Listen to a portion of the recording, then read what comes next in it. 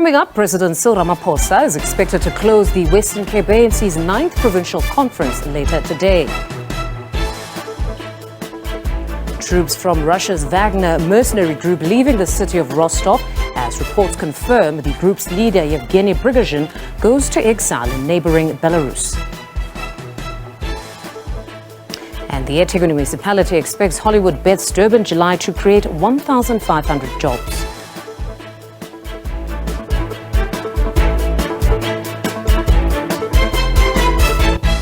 Good afternoon. We're coming to you live from our studios in Auckland Park, Johannesburg. Thank you for tuning in. You're watching The Week Ahead. You can interact with us on social media platforms. It's at Week Ahead and our hashtag is The Week Ahead. I'm your host, Mfundo Mabala.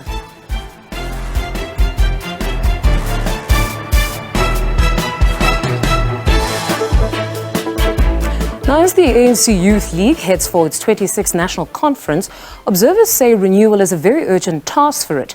The League convenes on the 30th of June to the 4th of July, an opportunity for members to focus on a functional youth body that will drive economic freedom and social change. Challenges are already afoot, though, as some members in Limpopo's Vemba region are already complaining about being isolated from conference preparations by its regional secretary. Electing new leadership for the Youth League, which last elected leadership back in 2015, might now be at risk depending on how it navigates the next few days. For some analysis, we're now joined by Dr. Thapelo Tsilapedi. Doctor, good afternoon and thank you very much for your time. You know, when we look at this whole Youth League matter, the class of 1944, we're talking about your Anton Lembedes, Peter Mda, Walter Sisulus, they were distinguishable. You could have never accused them of being an extension of the mother body. Their ideas and means to attain freedom were completely different to those of the mother body now. But now, some generations later, there have been accusations that the Youth League has reduced itself to some sort of a lobby group for the elders. What kind of a leadership do you believe is needed at a time when the ANC is being polled to dip below 50%? Look, I think you are raising quite a lot of issues there. I think, obviously, the generation of the 1940s was quite different, given that there were prevailing conditions of apartheid then. And I think there was a lot more freedom about what sort of future one could imagine. And I think that gave them a lot of ideological space. Of course, now the ANC is moving towards to national elections, as with all the other political parties in the country. So there will definitely be some constraint or limit to the extent to which what type of leadership the Youth League will emerge in next week's conference. But it's quite clear to me, I think, for the last 10 years in this country, that if you look at the objectives of the ANC Youth League in its own constitution, and if you look at then the personal interests of the rank and file membership and leaders of the ANC, they're completely at odds many times. We know that, whether through expressions of corruption, nepotism, and so on. So I think the leadership of the Youth League will have a really tough task in terms of railing ordinary youth around the objectives of the Youth League around socioeconomic issues and around the banner of the ANC. And I think those are not always going to be aligned and are going to be at odds. So it needs a person who's able to blend all of those things together, at least in the office of the president. I listened to one address by the Secretary General, Fikile Mbalula. He stated that they actually don't want a sheepish youth league or a league that consults the elders before expressing its policy position. But the real question is, does the current political climate allow for divergent views? Because we'd remember what happened with Malema's class. They attempted to infuse a very radical type of politics, but they were seen as defining themselves outside of the organization. Look, from its constitutional architecture, the Youth League, of course, does have autonomy from the ANC, from the mother body, at least from an organizational point of view. But there is some limitations or constraint given its ideological capacity to be able to dabble in other issues, I think. I think it's unlikely, given what the SG is saying, that they want a Youth League that's quite, autonomous and strong, and that can be a radical voice within the ANC. I think that's not going to be possible, especially looking at the possibility that the ANC is either going to move to the early 50s or just under, given the national elections. I mean, it's likely that they'll be at the early 50s. So I think they're going to need a Youth League that's going to be able to rally behind the banner of the ANC, as is their constitutional mandate, it will be very difficult to get and to work aside the leadership of the ANC Youth League that provides an alternative thinking to the ANC when it comes to the national elections. But when we look at the youth in general right now, there is this erosion of trust in political leadership across the board, or even democratic institutions. So wouldn't they need to define the mission? And if the mission means it's somehow in contradiction with that of the mother body, if they are to gain or galvanize that support behind the ANC, wouldn't they just need to define the issues of the youth and stick to that? Yes, definitely. You'd need to define the issues of the youth, but we've got a problem here because many of the issues, at least structurally in this country, as it pertains to political economy, are committed by the governing party, who's obviously the mother body, the ANC. So naturally, from the bottom up within the Youth League, the issues on the ground are obviously going to be around issues of housing, water, or sanitation, issues in which many of the leaders and members of the ANC are not doing well to address that, if not also, doing things that are complete opposite of what they're supposed to be doing. So I think it's going to be very difficult how they toe the line between what are bottom-up objectives from normal members of the ANC Youth League and that what will then be the demands of the ANC top-down. I think that line will have to be straddled by the Youth League leadership that's going to emerge. But I think the weight largely will be on the demands of the ANC as opposed to what would be the bottom-up expectations of ordinary members of the Youth League. Then now let's take a look at some of those front runners for the presidency. We've got Colin Malachi. We all know he's the current task team coordinator. Then there's NEC member Zuko Golimpi and P.M. Kangelwa. He's the Eastern Cape Chris Hani Regional Chair. Who of these candidates, in your view, is the embodiment of this leader that is required for the mission of now, of this generation? I mean, look, it's difficult, man. If you obviously look at the person of Colin coming from COSAS, and I mean, he's quite a strong candidate. I think he's more well organized within the sort of election machinery of the ANC currently. Yeah. Then the other two, Piwe and Zuko, are products of SASCO as well. The sort of, I guess, in a sense, the intellectual component of the entire MDM, or the Mass Democratic Movement structures of the Congress movement. But if you then look at the ANC Youth League, which is part of an umbrella body that houses COSAS, SASCO, the YCL, and all of those components. So it requires a person that's able to understand and harness the powers of each of these organizations within the Youth League. I think, obviously, for SASCO is a different dynamic organizationally than people like COSAS. And I think COSAS leaders tend to have a better grappling of the ANC Youth League, in my view. Given his history in COSAS, it may be that Colin stands a better chance. But one can't make so easily that which one is a better candidate that's able to navigate this difference between the top-down leadership ANC interests and the sort of bottom-up Youth League interests. Given that already, I think they're going to have trouble, the Youth League that is, with addressing the ordinary demands of young people, which is jobs, employment, and so forth, and what would be the demands of the ANC, given that we're going to national elections next year. But we'll have to see how they navigate that line. Now, there's another interesting debate sparked by Colin Malachi. He was quoted in one article as saying Zuko, as an NEC member, could now be considered somewhat of a graduate of the Youth League and shouldn't be contesting with them. Your views on just that dynamic? Look, I think it's part and parcel of elections discourse, of course. And these people obviously also know one another. It's not like they're strangers in many instances. You'd find that they're actually friends of sorts. But you don't obviously want to speak badly about another candidate, and I don't think this is one of those things. I'm not sure if it's entirely true if Zuko has graduated from the ANC Youth League. Of course, he's been in the structures of the ANC for quite a number of years, together with the ANC Youth League. But I think we must just see it as one of those things. But certainly, I do think Colin also understands that people like Zuko do stand a chance in contesting the presidency of the Youth League. Zuko is no stranger to ANC politics. So among the provinces, he's a known figure and quite actually a liked figure. And in any case, outside of the youth. And in any event, whomever becomes the leader, they would get the opportunity to sit in NEC meetings in any event. So in this instance, it really means there is an importance that is needed in having some of those youth league leaders being a part of the processes of the NEC. So if anything, it's probably a benefit, I suppose. Yes.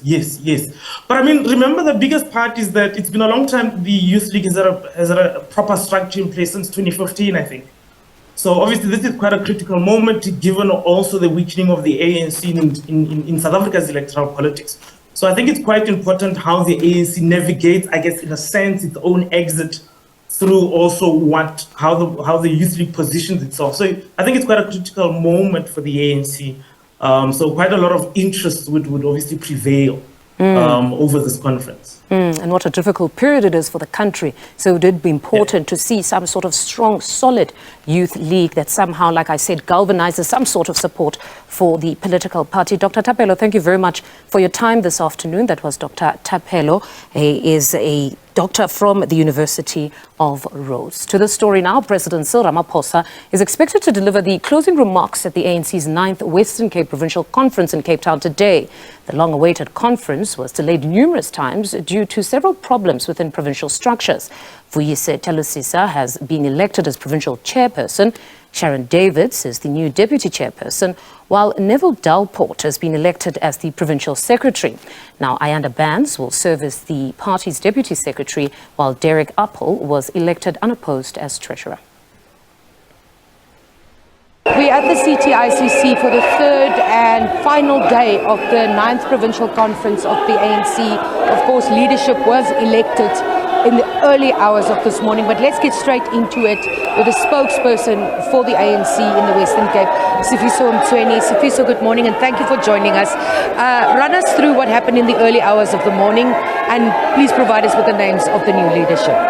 Well, you are correct. I did indicate yesterday that we will be counting and ensuring that the leadership is elected yesterday. So the leadership has been elected. Comrade JJ Vuiswa Chalisisu has been elected as chairperson. You'd remember that his name came from the floor. We've also got Comrade Neville Dalport, who has been elected as the provincial secretary. And the rest of the leadership was elected. Derek Appel, elected unopposed from the floor. So today, as we're coming in, we are going to take nominations for additional members. So the elections agency is going to actually tell us who are the people that has actually been nominated from the branches. If there's any other names, they will take them from the floor.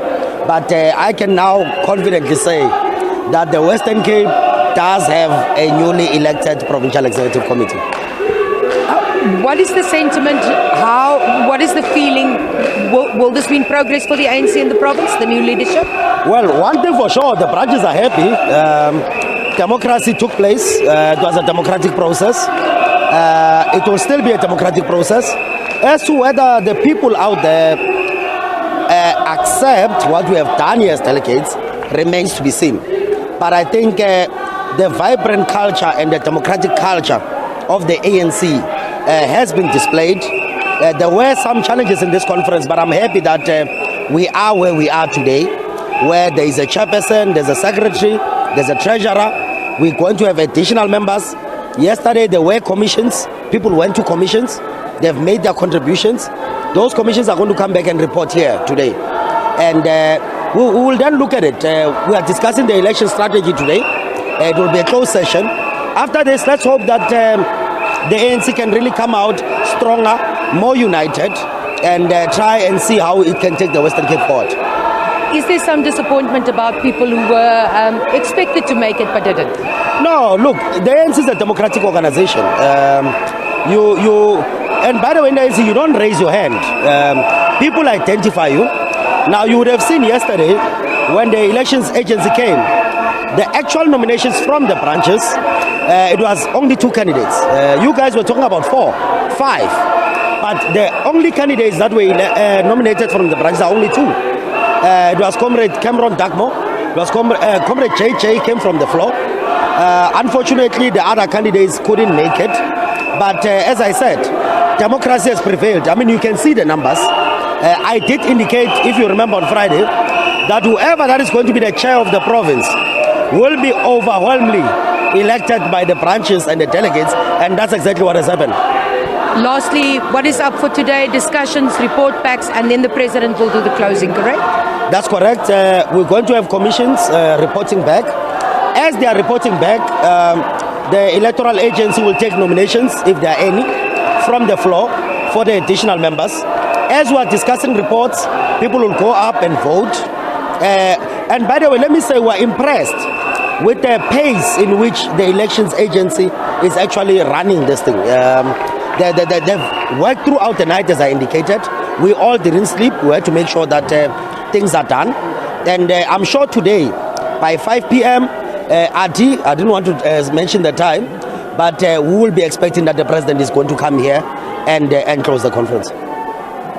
Yeah. Thank you very much. That was Sifiso Mtsweni speaking to us, telling us what happened last night and this morning and what's expected today. We tried to get an interview with the newly elected chairperson. He, however, indicated that in his acceptance speech he will give more detail about what his plans are for the future of the Western Cape.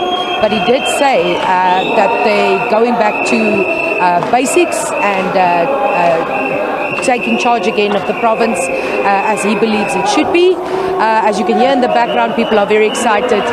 There's still a bit of work to be done at this conference, and as you heard Sifiso Mtsweni say there, President Cyril Ramaphosa, the ANC president, is expected to speak this afternoon around 5 o'clock. All right, let's now take you live to the Western Cape. We understand the ANC is now briefing the media. Let's listen in. I want to take the opportunity just to introduce those who were elected. Of course, on my right-hand side, we have the newly elected chairperson of the province, Comrade Buiswa JJ Kaish. Chalisisu. I'm going to have more practice with you, Comrade Chair, but I'll get it right. Thank you. We've got the Deputy Chairperson, Comrade Sharon Davids. We have got our Provincial Secretary, Comrade Neville Delport. We have also got our Deputy Secretary, Comrade Ayanda Barnes. And of course, elected unopposed, we have Comrade Derek Appel, who is now the Treasurer and responsible for the resourcing of the province. Clearly, this collective is being elected at an important and I think complex time for the ANC in the province. First of all, we're coming from a history where the organization was deeply divided, and there has been a process where the incoming IPC has attempted to re-establish structures. But that process is not yet concluded. We still have to establish proper structures in the Metro and also in the Southern Cape. And of course, what we also all understand is we are moving towards the 2024 election. And we know that the fortunes of the ANC in this province have declined for a number of years. And so this new collective has many challenges and has many responsibilities. And as they say, they are going to have to hit the ground running. I'm going to hand over to our newly elected chairperson, and I'm sure he's going to do a good job in explaining to you exactly how he will confront and solve some of the challenges the organization faces. Comrade Chair. Thank you very much, Comrade Barbara, convener of NEC Deploys. Thank you, members of the media, for the opportunity to interact with us. Let me start by saying we are humbled by the confidence the branches of the ANC has shown to us. by bestowing this responsibility on us to lead the ANC in this difficult task. We are mindful of the challenges the ANC in the province is confronted with. Part of those is the decline of our electoral support, which we do not underestimate what confronts us. We are humbled by the way in which branches of the ANC also have assembled this team. For the first time, you have a top 5 of the province that come from different 5 provinces.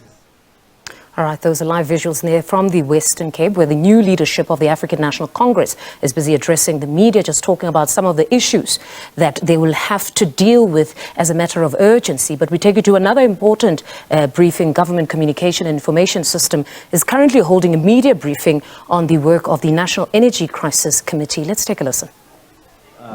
Installing these PVs, they are able to recover the cost of the capital cost of putting up those PVs, and the return on investment is going to be realized much quicker, and that is an added incentive. And in this way, we are beginning to see, if you like, a multiplicity of generation platforms in the country.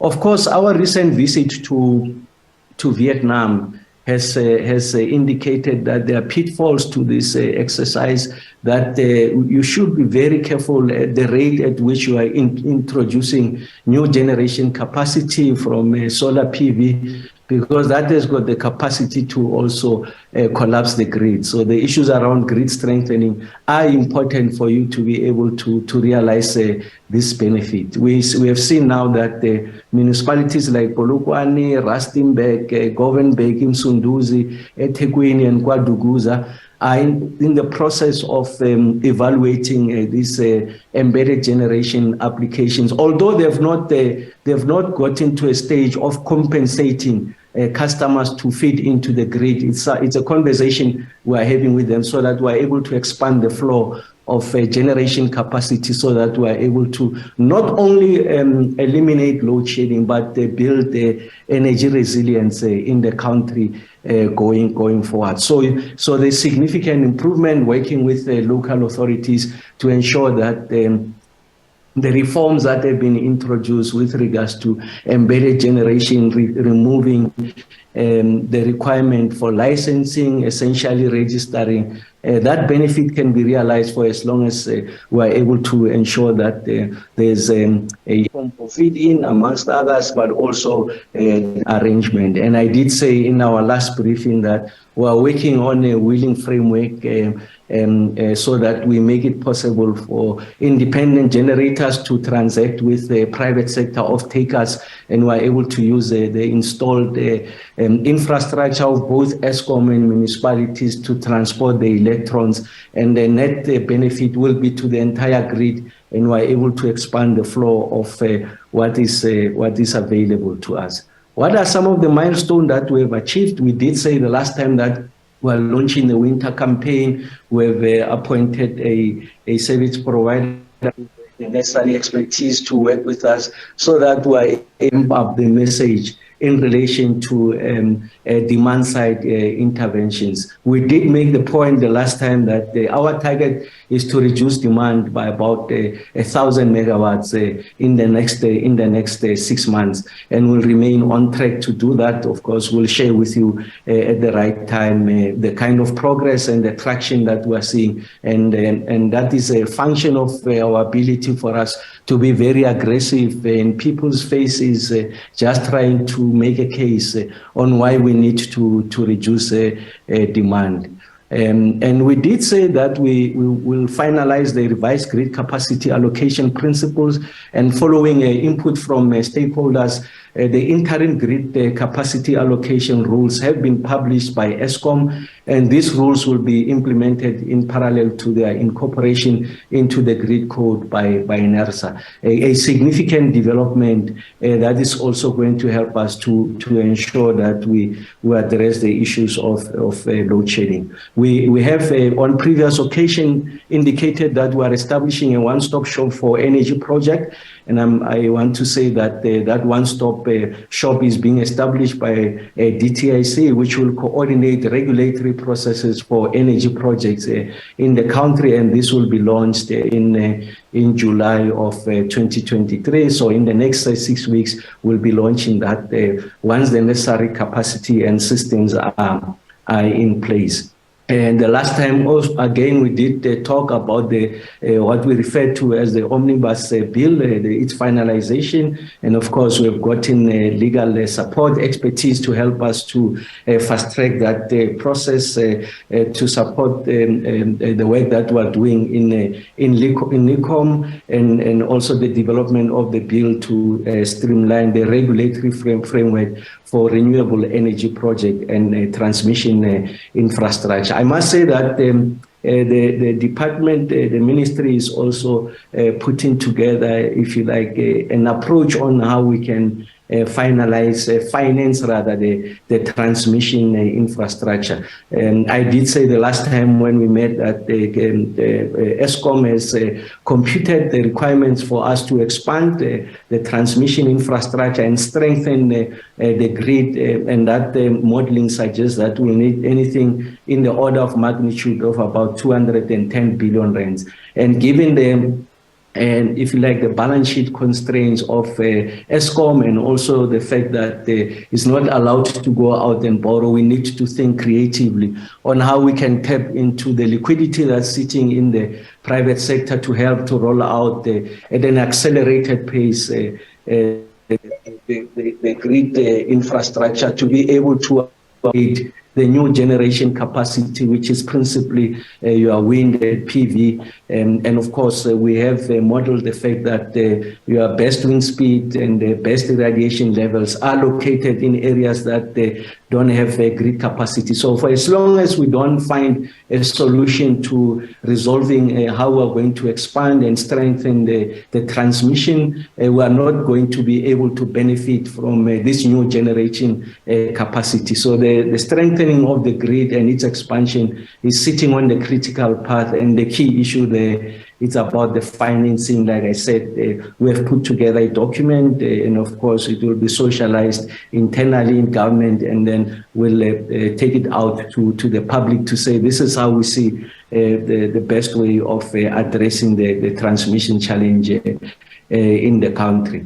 And then we did on the issues around the reforms on how you want to dismember ESCOM, have a generation company, transmission entity, and also distribution. We did say that we are making progress in this regard, and then we foresee that the appointment of the board, the independent board on the transmission, will be happening very soon. Minister Godan is on top of the issues there, and this requires securing a decision on outstanding license application from NERSA, as well as of course the appointment of like I said, this will then culminate in the appointment of the board going forward. We're still on track in relation to our bid window number 7. Remember, I did say that this will happen before the end of July, and just to recap, 5,000 megawatt of wind and solar, and a battery storage of 1,200 megawatts, and gas of 3,000 megawatts. And the RSP for the load shedding reduction program of 700 megawatts, and the cross-border procurement program of 1,000 megawatts. And this program collectively, if you aggregate them, will give us an additional 10,000 megawatts of new generation capacity. So it's important that we are able to accelerate this. Of course, will still require concurrence from NERSA, and of course we'll do the necessary ministerial determination so that we're able to roll out, if you like, realize this bid window and ensure that we're able to bring these megawatts onto the grid. Like I said before, the success of bid window 7 is the ability to which we're able to match where these projects are located to areas that have got sufficient grid capacity to be able to accommodate this additional generation. And then as I conclude, I'm sure you have seen that we received the leadership president received the premiers of Denmark and the Netherlands, and on the sidelines of that, the ministry ourselves, electricity, were able to sign with Netherlands a facility that is going to help us to accelerate the project in the green hydrogen space. On Tuesday, we are signing with the Vice Chancellor of Germany. Again, they are creating a facility, working with us, the Ministry of Electricity, to ensure that we introduce a financing facility to be able to fast-track the realization of green hydrogen project. I'm mentioning this because for us to be able to achieve energy resilience, we need to look at the various technologies that are available to ensure that we broaden the flow of generation in the country, and the green hydrogen is something that is receiving attention, and of course we are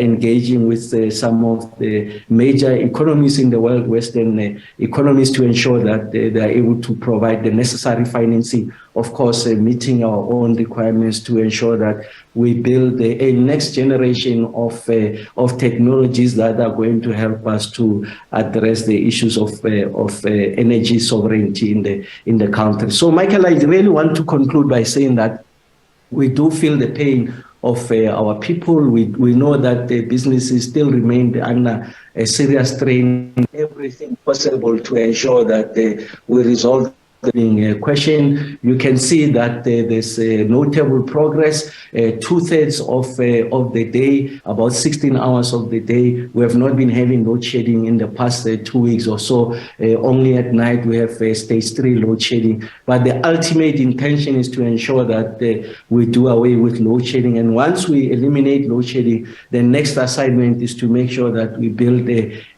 resilience to ensure that we have sufficient energy generating capacity from multiple energy generating technologies to ensure that the economy is able to grow at a rate that is able to create jobs and meet our developmental imperatives. So thank you very much, Michael, for the opportunity. We will take the questions. Thanks.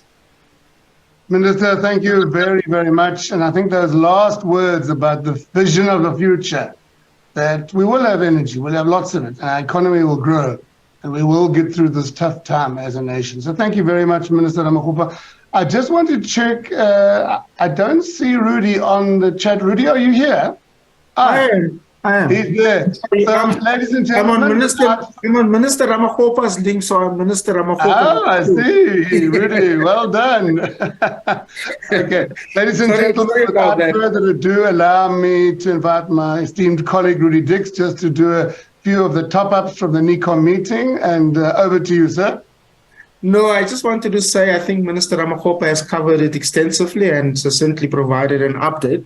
So I don't think there's anything else to add on. I mean, we'll cover both the questions on specific areas where we can. Thanks, Mike. Perfect, Rudy. Thank you very much. And ladies and gentlemen in the media, thank you very much. We already have a number of questions, and thank you to Eric, who has already started fielding a few. So please, colleagues, number one, feel free to type.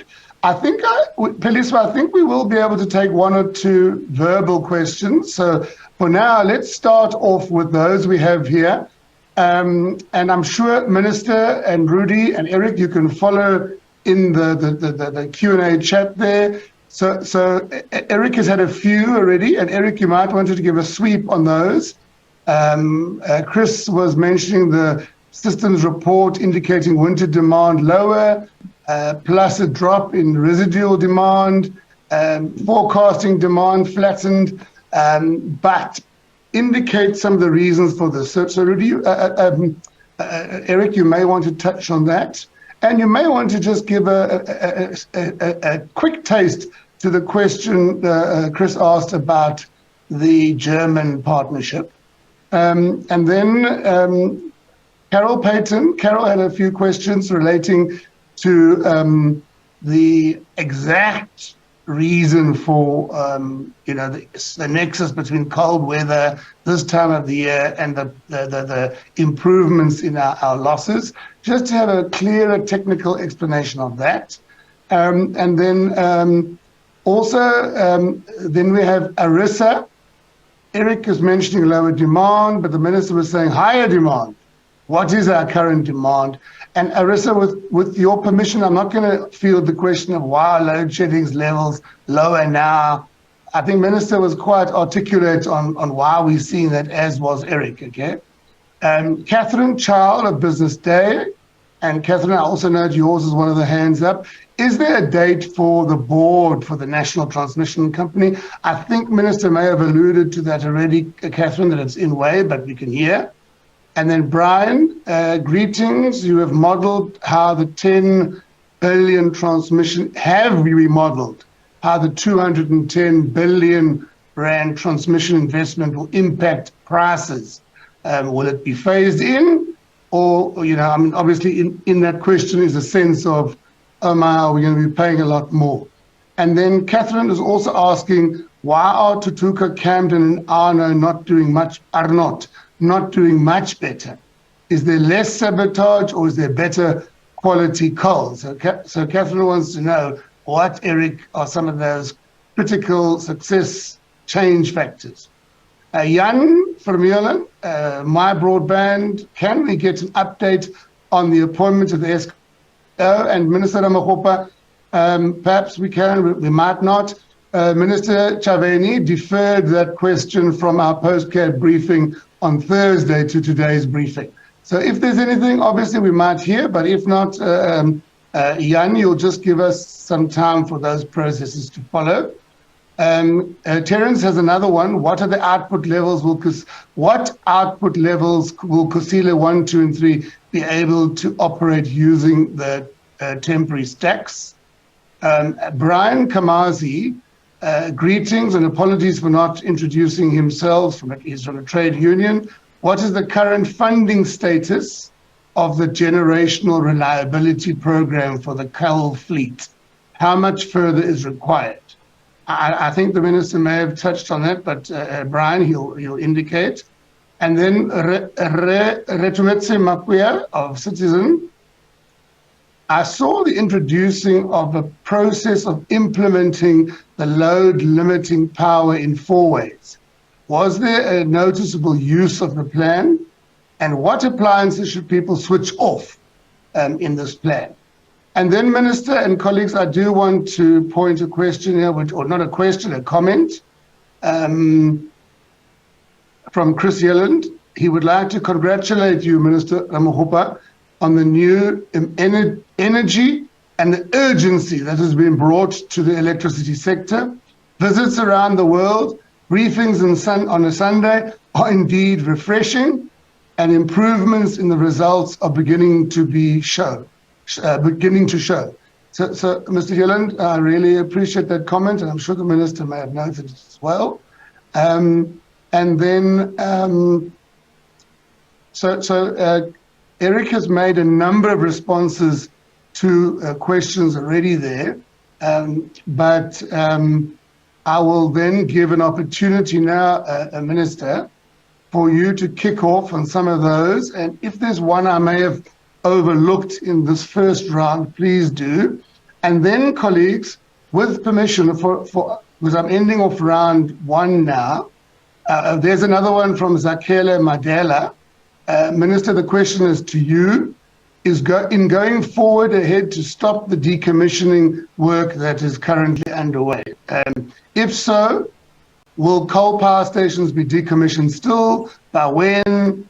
And where, considering that we are still in the energy crisis? Why not have them running on both renewables whilst we continue with coal? And I mean, I think that's a question we know. There's an anonymous one. Eskom going forward ahead to stop. Okay, well, it's the same one. So you're not anonymous, Zakhele, and it was a very interesting question, Zakhele. So thank you for that. So Minister, I'm going to ask if you'd like to kick the ball off. Phyllis, for round two, I'm going to ask that any colleagues, and I'd really prefer it for colleagues who haven't had an opportunity on round one, we will open it for a voice comment, seeing as we have a little bit of time, and I'll request one or two colleagues, then you can pose your question on the group. So with permission, Minister, if I could start with you, and then Eric, you'll do a mop-up. Please, Eric, if you could just cast your eye on the group as well, in case I overlooked anything. Minister Ramakgopa. No, thank you very much, and thanks to members of the media for those questions, and thank you very much, Chris, for those words of encouragement. Of course, we do everything possible, working with everyone in the space to improve the situation. Just on the issues around the confusion of demand going up or whether it's coming down. So what Eric was referring to, so Eskom has done a winter forecast, and in terms of the worst case scenario of that winter forecast, we had anticipated that the demand will be at about 34,000 megawatts. So where we are way below the 34,000 megawatts. So that's the reduction that Eric is referring to. What I was sharing with you was a 5-day interval of what demand was. So if you look at the 5-day period, the one that we are in now, we just came, that ended on the 23rd of June, the average demand is at 30,000 megawatts. But the 5 days before that, the average demand was at about 29,000 megawatts. So that's the increase I'm talking about. But even with the current increase that you are seeing at 30,000 megawatts, it's still lower than what we had focused in the worst case scenario. So I thought I must just clarify the two. Eric was talking about demand relative to the worst case scenario. I'm talking about demand relative to the 2 5-day intervals that are before us. The immediate past 5 days and the 5 days before that, we have seen an increase in demand, and the average is at 30,000. And I go further to make the point that in spite of that increase, we still have that permutation of between midnight and 4 p.m. We don't have load shedding, and then we have stage 3 coming in. Of course, I did make the point that we are doing a computation is a function of complicated modeling in relation to what it will take, what are the options that are available to be able to finance, if you like, grid expansion and grid strengthening. And of course, the issues around it's the implications on the price. It's things that will be answered once that the modeling is completed. But of course, someone must carry that price. It doesn't come free. I mean, it's I think it's how market conditions operate. But of course, we do everything possible to ensure that is cost reflective and is the least cost path that is available to us. And the installed capacity of the 3 units at Kusile is about 800 megawatt each. Of course, and then there's also what they are able to dispatch. It's something that we will get to know once we start firing the units. But the intention is that even with the exemptions, we want to run them at full capacity of what is their design capacity. Really, that's what we intend to do. And then, like I said, we take the necessary measures to ensure that you reduce any adverse impact in relation to the sulfur dioxide. I said all other emissions parameters, we really are not seeking any significant, any form of exemptions. And in relation to the appliances, so we have done the modeling and suggest that households consume about 16.5% of installed capacity. At peak, they can consume about 35%. And if you look at the configuration of that 35% at peak, anything between 30 to 50% of that 35% is on account of geysers. So if you like, the primary target that we want to derive savings from is the geysers really. And that's why we are going to get the maximum input, if you like, returns. And that's why we are targeting the geysers. Of course, the technology that exists provides us an opportunity not only to do the geysers, but to do everything that is on the DB board that can be remotely disconnected. So the point I'm making is that the minimum floor is the geysers, but the technology that exists and using GSM technology allows for you to also remove other appliances from demanding electricity from the grid. And to Zakele's question, yes, we said we're talking about delayed decommissioning of the coal-fired power stations. And I did say that we have commissioned a study that does the modeling in relation to first the emissions, what that means in practical terms, the emissions level, and also it will also do the modeling in relation to the period of the delayed decommissioning. So we are not in a position to provide that answer now. But what I can tell you now is that we are not decommissioning. To your point, I mean, we're in the midst of the crisis. There's an energy deficit. So I think that it will be an irrational decision to decommission. And if you look at the performance of the power stations, the power station that was meant to be decommissioned now, at least units in those power stations, is Camden. And I did say to you earlier on that Camden achieved 81% energy availability factor on Friday. And it has been consistent, Camden. So I guess that is a point I'm making. You can't just take it out when in fact we are unable to illustrate where are we going to get these additional megawatts, one to replace that which we are taking out, but also to add more to be able to eliminate load shedding. Thanks, Chris. I'll leave that to Eric and Rudy, the rest.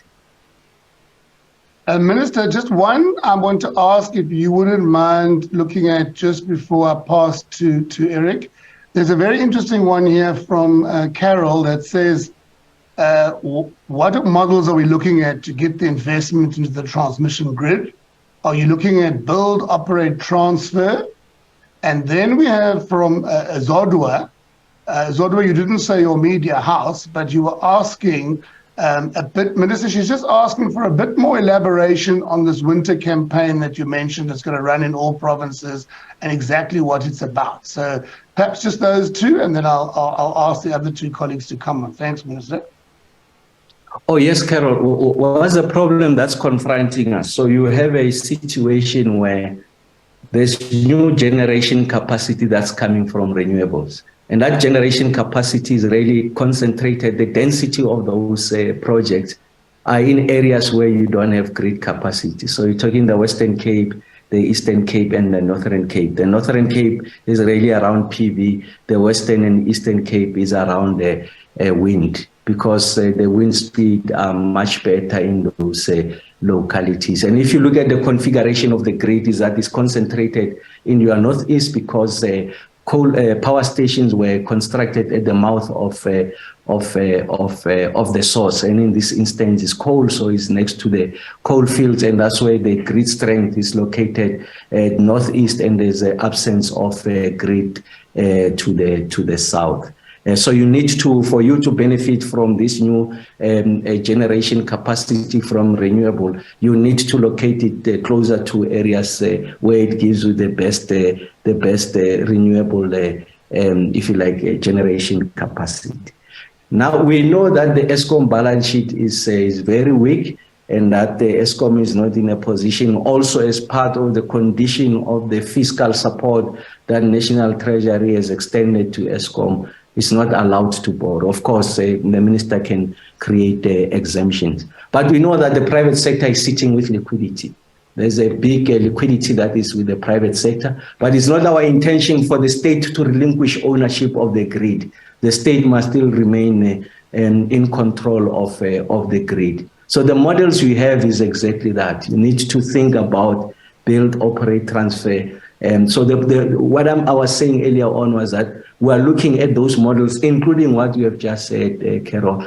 And once we have gone to arrive at the situation of what is the best model that is suitable to allow us, one, to get the benefit of new grid, the new generation capacity, the state having ownership of the grid, and also tapping on the big liquidity that there is with the private sector. It is that model that satisfies all these three that will be presented as a solution. So we have not really concluded on what exactly that model is, but it's not far away from build, operate, transfer in the same manner that we're building national roads, the N3, the N1, our major arterials. Central ownership resides with the state, but we are concessioning them, and then you introduce toll gates for those who are users to pay the user fee principle. And I guess it's something that can be extended into the energy sector, and then we'll work on how that the configuration works in this space without overburdening the end consumer. The issues of tariffs are going to be important because you don't want energy to be unaffordable or to be the exclusive domain of the affluent and rich, and undermining our ability for universal access, connecting the poor onto the grid. So you can see the complexity of this equation. There are multiple variables that requires attention, and that's why I said we'll come back to you and share the details. And then with regards to the question of the campaign, yes, we did say that we have appointed a service provider to work with us. I guess that the detail will come out of the people with the expertise on how you are able to mobilize society behind an agenda that is for the common good and the good of the country, in this instance, ensuring that we are able to address the energy security in the country. So I really don't have, as we speak now, what those details are. Perhaps Rudy can share that with us. But the target is that in the next 6 months, we really want to shave 1,000 megawatts without undermining households' ability to meet their daily needs, without undermining industry to be able to give the necessary returns to their shareholders. So we're working on that, and of course we'll announce the details as and when we approve that strategy. But we've already started. This platform does what this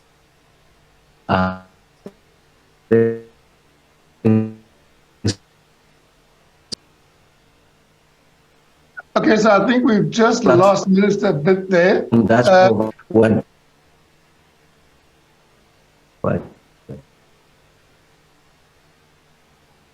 Are you back, Minister? Is it the minister or us? It could be us, yeah. Okay. No, I can hear you. All right. So Zodwa, the challenge that I've really, on that latter question, Rod Zodwa, we're really asking, including part of this conversation that we have at least weekly, help us, Zodwa.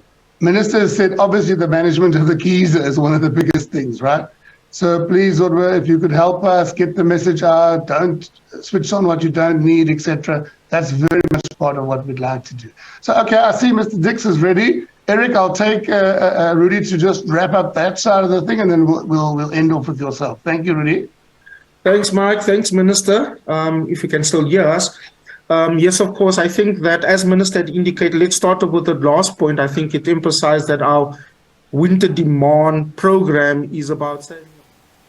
All right, now those are live visuals of the National Energy Crisis Committee's briefing.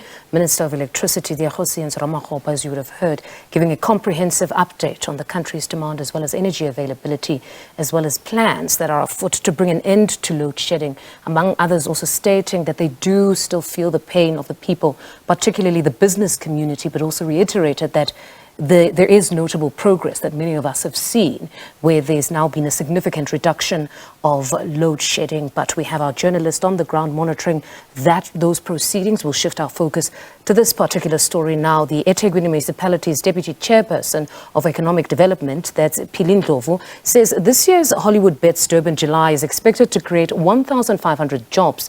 The popular annual horse racing event will take place on the 1st of next month and is expected to boost local businesses, especially the tourism and hospitality sector. Now, speaking to SABC News, Ndlovu said for this coming Durban July, they're expecting 35 to 48,000 attendees. She says the city is also looking forward to getting a significant contribution to the GDP. Ndlovu also says the event is not only about betting and fashion, but also to give business opportunities to the creative and e-hailing industries.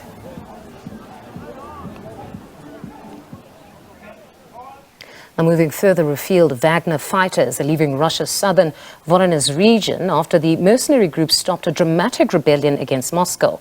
Earlier, Yevgeny Prigozhin, that's the chief of the Wagner mercenary group, left the southern Russian city of Rostov-on-Don with his soldiers. The group's departure follows a deal brokered by Belarus President Alexander Lukashenko, under which Prigozhin and his mercenary soldiers will avoid prosecution. Prigozhin will go into exile in Belarus.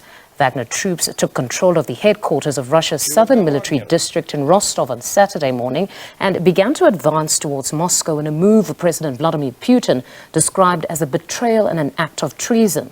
Meanwhile, Russia's deputy foreign minister, that's Andrei Rudenko, has flown to Beijing for talks with China on international issues. Rudenko on Sunday exchanged views with China's foreign minister Qiu Yang in a meeting on Sino-Russian relations, as well as international and regional issues of common concern. It was unclear when Rudenko arrived in Beijing or whether his visit to China, a key ally of Russia, was in response to the apparent rebellion by heavily armed mercenaries.